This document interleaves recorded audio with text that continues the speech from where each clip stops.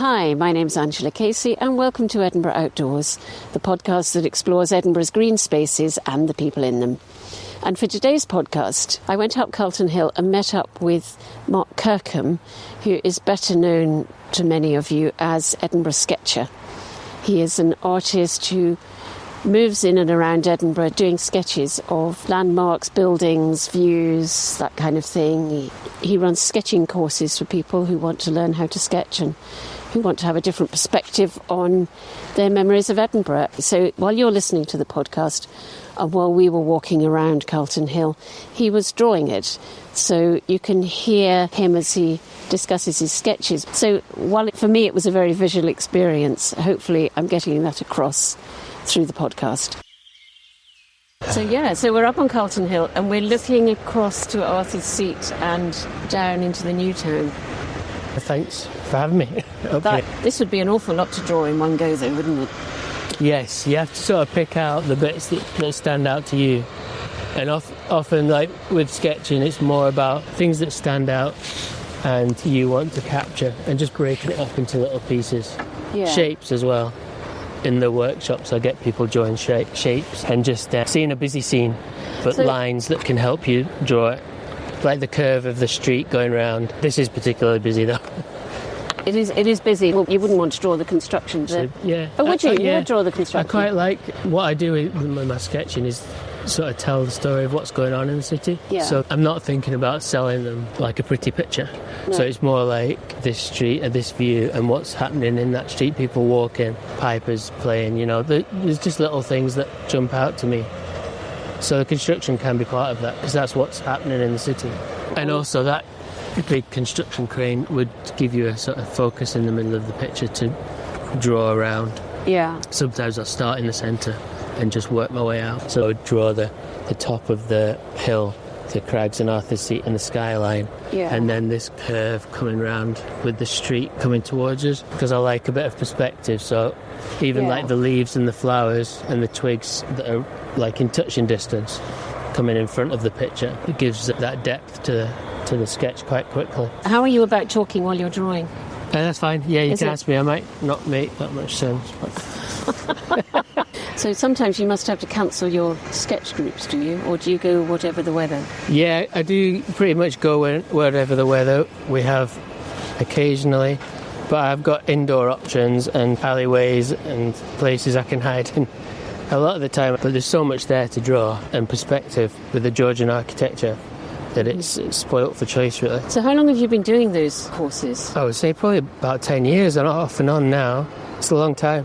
Yeah. Because I came to Edinburgh the late 90s and went to Telford College and ended up getting a job in an advertising agency, a design agency in Leith, and then ended up at the Scotsman. So I spent maybe another 10 years there, but it was slowly fading for the last 4 or 5. So I started building up Edinburgh Sketcher from there, really. And I was lucky because the Scotsman then was at the bottom of the Royal Mile and I'd walk up and down drawing pictures on my lunch break. I had like 45 minutes, half an hour to draw something.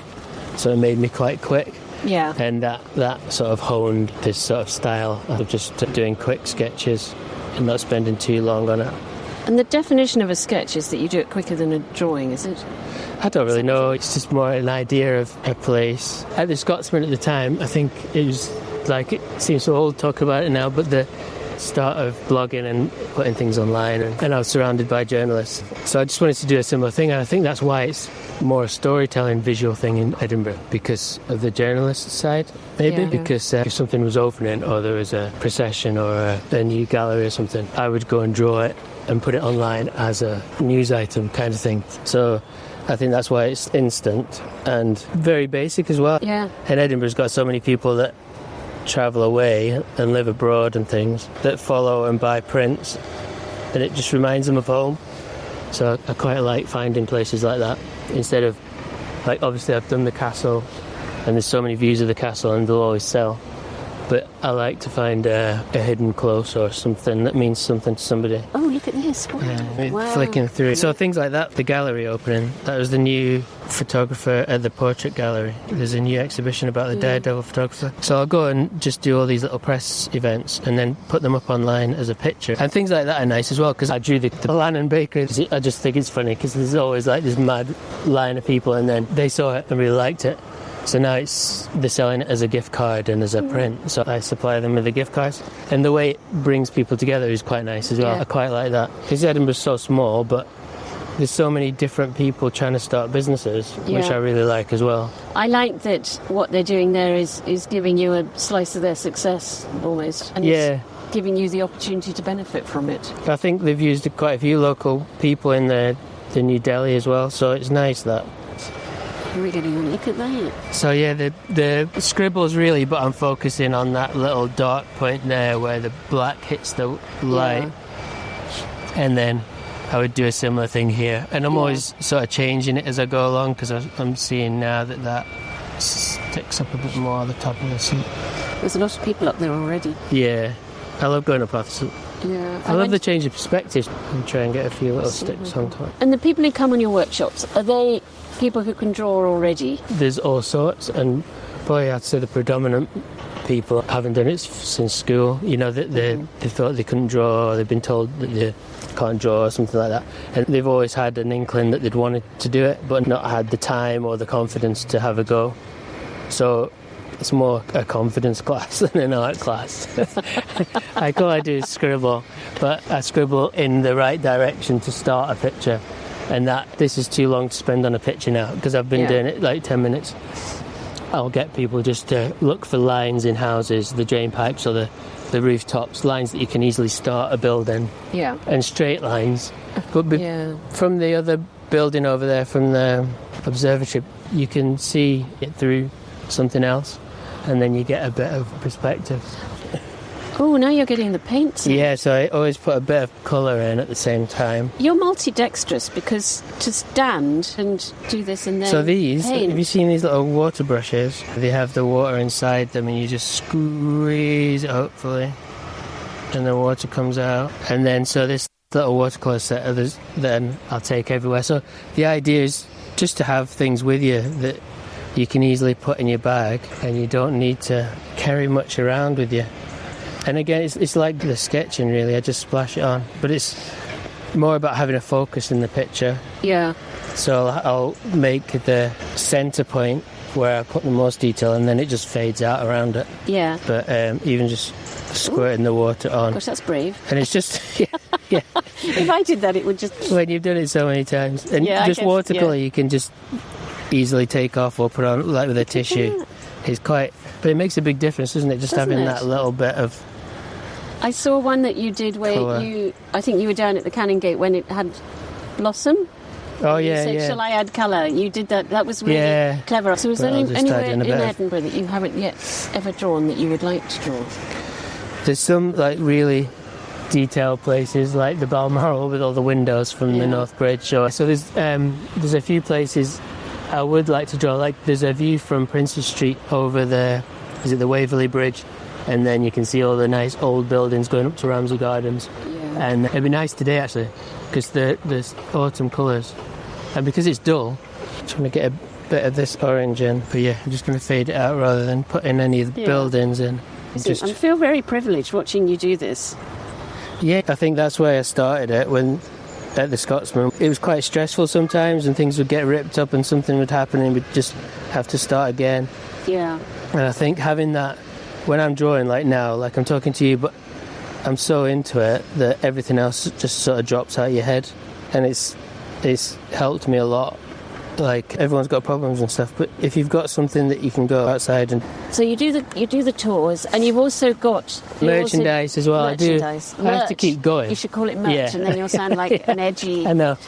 I'm not that... Because you have to make a living from it, don't you? Yes, and I'm not selling originals for thousands of pounds or anything. So, and I don't really want to. Like, it's nice that people can get my stuff.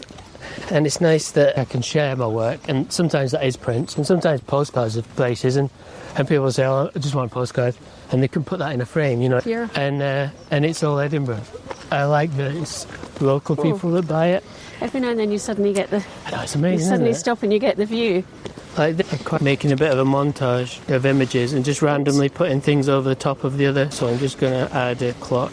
So what you drawing now? So I like to tell a story, and if Yeah. I've got time or go to a place, I'll just draw a few different pictures or almost over the top of each other and then make like a story. And I'm doing a workshop like that this year and next year, just getting people starting at like a travel journal Yeah. and how to put pictures together.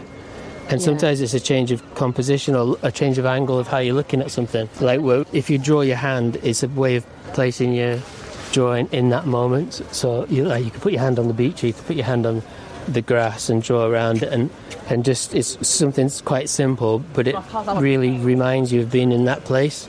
So I think the root of why it's working for you is actually that you're creative with what you're doing, but you're also thinking creatively about how to turn it into a business and what else you can do with people. Yeah. And I like your approach. I like the fact that you're thinking of it as being art for people, and it's a journal, and it's about life in Edinburgh. Yeah, it's a journey of your life, because I think that's how I found it. When I first started was when I had kids, and we've got twins, and my little boy James was ill, and he was in sick kids a lot as a baby.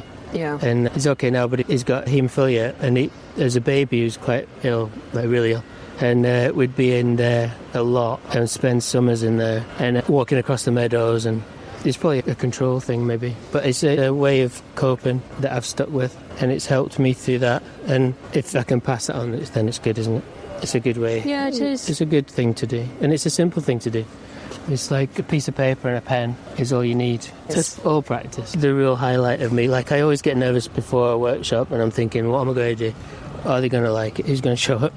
But then afterwards, then the buzz that they get is addictive. Like they'll go out and go, oh, I did that. Like, and we put all our pictures down on the floor and take a picture of them all together. And they've just done that in an hour. And I say, it doesn't matter if you mess up, because you could just go and do it again. It's only like 10 minutes of your day for each sketch. Just seeing the difference in what they think they can do is really good. I'm just going to put these St Mary's Cathedral spires on in the distance. I love how you can get so many different views of the same building in Edinburgh. I think that's the hills, isn't it? It is the hills. I think it is the thing that makes Edinburgh so brilliant, is the different views. Yeah. So when I left the Scotsman and having that, I always had that idea of to keep going, really. So I did some street art with a charity in Wester Hales, where we took kids out, or we just took equipment out, and whoever was on the street could come and draw. And they did it with photographers, and they did it with different people. But that was such an eye-opener as well, because I just had kids, and they were toddlers, and they were the same age running up to me in these estates, and really nice, like engaging and stuff. And so I'm not precious about what I put my art on, and I've got it in cafes, I've got it in all different places around town, so people can see it. Yeah, I like that you're just a part of the city. It's like making it up as you go along. Well, you're not. But you're not trying to be um, grand, are you? You're just. Right. And I also noticed that you do weddings. Is that right? You go to people's weddings. I'll, Are they nice to you at the wedding? Do you? Yeah. It's like a free invitation to a wedding. Yeah. So, and sometimes they feed me, which is lovely. We should hope they would feed you. But I started doing weddings just because I was quite quick, and I could do live stuff. They're just lovely days to be part of. I sort of just tend to stay in the background, and I like doing like little people and jumping around. I'm just drawing some people here with like backpacks on. So you have a regular quiz, don't you? Yeah, so in the evening news, and it was something I started doing right at the beginning when I first started drawing. And I thought I would use it as a way of trying to get people to look up, basically, and just see the beautiful architecture. And I've been in Edinburgh since the 90s and just drawing little bits of Edinburgh and just like 30-minute sketches. I thought I started looking up and I started to notice all those little bits of architecture that you walk past every day, and everyone was walking past, and now even more so, they just got their heads down in the phone. But it was a way of noticing and celebrating the bits that are around you, and that's become quite a thing with my work, of just highlighting the bits you don't think about for local people, just highlighting their area. But yeah, for the Where Art I, what I do now is I'll draw a little bit of a building and people have to tell me where it is. Basically, that's what it is. So I give away some cards to the winner. You do get entries from all over the world, which is really nice. Do you? Yeah, a lot from America and Canada and Europe, and people that have moved away, or like they'll say, oh, I was just walking, like that Lannan Bakery. Somebody walked past it, or the castle. They'll say, I was just walking down there the other day on holiday, and I recognised it. So it's nice that people keep in touch. Yeah. This is a gorgeous view. So we're now looking to the north, and so you can see Grant, and I always know because of the gas works. Yeah. That's where I live. So it's quite murky, isn't it? Yeah, over there. It's really. I guess that's down the Forth. But it's quite foggy today, isn't it? Like a mist. Sometimes you'll get the har coming in, and we'll wake up and you can't see the street on the other side. I do like walking through the new town when it's a sunny day and you see the sun and the sandstone and the strong shadows that the other buildings make on each other, because they're so high and so close together. You get some lovely shadows in Edinburgh. We do get those incredibly sharp, sunny days. Yeah, autumn's good for that when the sun's low. Yeah. Do you get people looking over your shoulder when you're drawing? Yeah, sometimes I do, and often people ask that because I think it's the first thing you think about when you start drawing outdoors, is what people do, but you quickly forget about it. Like I started on the Royal Mile, and I would walk up and down the Royal Mile, so you would get people coming over, but not as much as you'd think, and always nice. You know, they never come over and go, oh, that's terrible. Maybe they will after this. I don't think they're going to. But like when I started, you know, they're just interested in what you do. It's just good seeing people do something creative, I think, and that's the same. I see a lot more people doing it as well now, and it's telling a bit more narrative, because you're picking the things to draw. You're not drawing everything. Yeah. So that's why there could be a line of sketches up here and we'll all draw something slightly different. Yeah. Which is good on the workshops as well, because they put them down and everyone's is different, and then that gives everyone a bit of confidence, because theirs doesn't jump out as being wrong, because they're all different. And that's why I use pen straight away as well, because there's no pencil, there's no chance of rubbing it out. And you want the scribbles and the mistakes, like these things might not be made into anything, but it tells the story of being in it, and it reminds you of being there. But yeah, it is one of those places that everyone should come up if they're coming to Edinburgh, just because it's so close to the city. Well, they're all up Arthur's Seat by the look of it. Look at it. Yeah, Arthur's Seat's another one, isn't it? Like, you could be up there in an hour. It's really quick. Where were you when you were drawing? You were... I'll just line it up again. Yeah, just here. I was just here on this bench. Oh yeah, that's right. So this new pen I've got. It's like a fountain pen, but made with two flat pieces of metal. Oh, yeah. So you can get really fine lines, but then really thick lines. And it's a bit more experimental, but if I put some lines over the top. You've drawn those people brilliantly. Yeah, I like drawing people, and I just draw their head and shoulders, really. Everybody always thinks that drawing people is the hardest, don't they? Yeah, so I've done a couple of workshops where we would just draw people. But I'll just start with the head and shoulders, and then that can be it, really. You can just leave it at that. But then I'd like to put in, like, little bags or things that make it a bit more interesting, or a buggy or something. They could be carrying something. And then you don't need much. And then your eye, I think, just fills in the details. And if you're drawing in a crowd, like on Princes Street, there's like an eye line of heads. Yeah. Which, if you could do this at home. And then if you're drawing just head and shoulders, but they're all on the same head line, so you could do little ones in the middle, and as long as the head and the shoulders are in perspective, it'll make sense. And then suddenly you're like in the crowd with them. You could overlap them, and overlapping things is good because it gives more action. Yeah, it's like they're moving. Yeah. So if you were going to give someone some advice who wanted to take up sketching, what would you say? Yeah, just like sort of have a go and carry things around that you can use while you're waiting for a bus. Just always have it with you, And then there's no barriers really to just doing a little drawing, and also try and do one every day. So I recently drew a cat a day, and I made a book of cat pictures, and some are totally random. Some I spent ages on, or did a nice sketch, and others are like a teabag stain with a couple of cat ears drawn on, and like at 11:30 at night. And it was just something that really gets you drawing, but I think it's just such a good practice because you just let go. And even like a flower every day, or something that you might pass, or a tree every day, or just something that gets you drawing. And then you start seeing them everywhere. Like cats, I was doing cats, so I was seeing cats in cups of tea and all the bottles and things. Yeah, it makes you think outside the box, which is the main thing. And then you're drawing a bit. Improves really, because you're doing it abstract and you're not worrying too much about it by the end. Do you consider yourself to be a tourism business? Yeah, so I suppose mixture. I do play 50-50 as locals and visitors to the city, of people that either come to the workshops or buy merchandise and prints in the shops. So I guess it is a little bit tourist, and I do follow the seasons, like Christmas and Hogmanay and things like that. You do some other events that you, not just weddings, but you also do other events, is that right?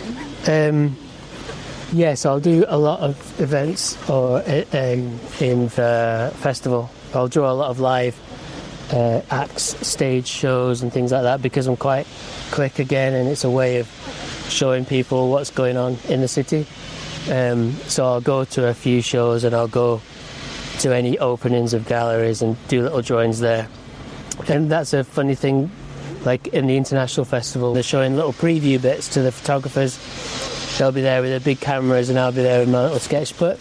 So I'll go with a little torchlight and sit in the theatre at the back and draw this whole stage really, but then the act on as well. Yeah. Because I love the architecture of the stage. Yeah. I'd love to go to the theatre every day and just draw the inside of a theatre. But also, I'm always on at them to let me behind the scenes. Like if I could go and stand round the back and draw from there, it would be great. Oh yeah. Because it's that hidden world type thing that appeals to me. Yeah. And do you get commissions for events? Do people ask you to go along to something? So actually I'm just working on a set for the Greenside venues at the moment. They asked me during the summer to sketch each of their venues, and I do a lot of work with hotels where they'll draw the front of the building or the inside. That sort of ties in with the weddings as well, when you get to go and do a wedding in some of these amazing places. Look at the light over there now. Yeah, I love how it's fading away. I think it's the fog, isn't it? But it gives it layers. The hills behind the castle and behind the buildings. Yeah, I feel so privileged to have watched the process of it. Ah, it's nice. It is. It's lovely. And I love that you've taken a whole section of Edinburgh and thrown it away by having the crags so close to the... It looks like it's the thing. And it's like it's going merging in, isn't it? Right, so as you know, because you've listened to the podcast before, yes, I have the 3 questions that I ask everybody at the end. And the first one is, what does the outdoors mean to you? So quite a lot, probably like a deep breath when you ask me that, because it's quite emotional. Like I've used it a lot for getting through things, and but basically it's like a canvas.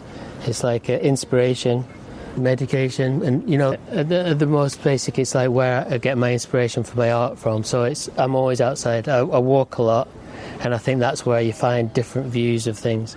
Yeah. And it's a way of slowing down. I used to cycle a lot in Edinburgh, but I tend to walk more now. Just that being able to stop, and when you notice something and turn around and then take a picture or draw it, I think is really important. And just getting fresh air, just being tired and getting the exercise is good, isn't it? Yeah. That's why Edinburgh's so good with the hills. I can walk from Granton to the castle, and it's a proper good walk. But, you know, it doesn't take that long, and it's right here for us. I think we're very lucky. Well, I can see also, it's actually that while we're out here and you're doing this, I can tell from, like you said, I'm just rambling at one point, because I can tell that your mind is on this, and I can see how meditative it is. Yeah. You're doing it. It does take over, which is, and everything else really drops nice. out. Yeah. Because I can be so, like, especially doing my job where you're doing lots of different little pieces, I wouldn't change it, because I just wish I'd done it years ago. Yeah. But everything else drops out. Yeah.